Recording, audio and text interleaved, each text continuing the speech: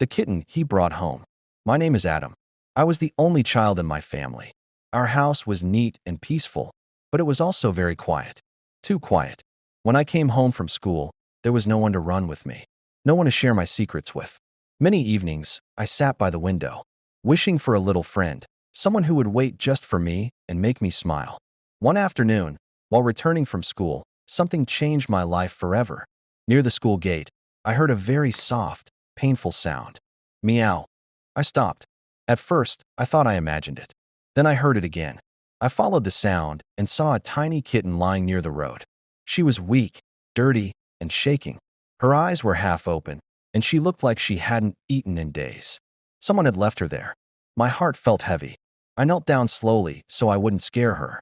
I gently picked her up and placed her carefully inside a small cardboard box nearby. "I won't leave you," I whispered. I carried the box all the way home. When my mother saw the kitten, she sighed and shook her head. "Adam, we can't keep a kitten in the house," she said gently but firmly.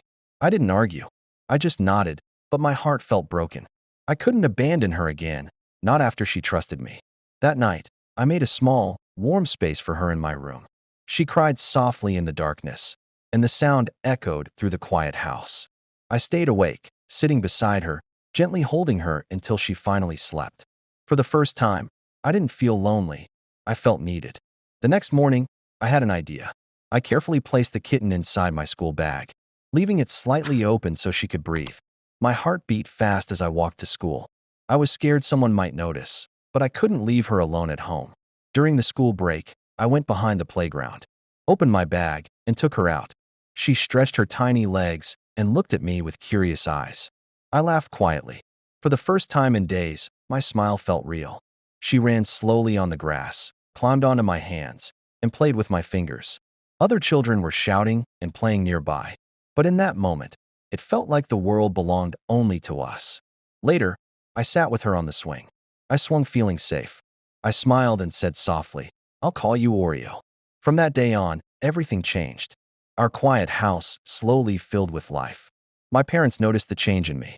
I laughed more. I hurried home every day. One evening, I saw my mother quietly place a small bowl of milk near Oreo. She didn't say anything, but I knew. My father watched Oreo play, chasing her tail, and smiled. "She's family now," he said. At that moment, my heart felt full. Our house was no longer quiet. It was filled with love, laughter, and soft meows. Sometimes, the smallest act of kindness brings the biggest happiness. Paw Prints Red Heart. Sparkles like and subscribe to my channel. Balloon Bedtime Tales.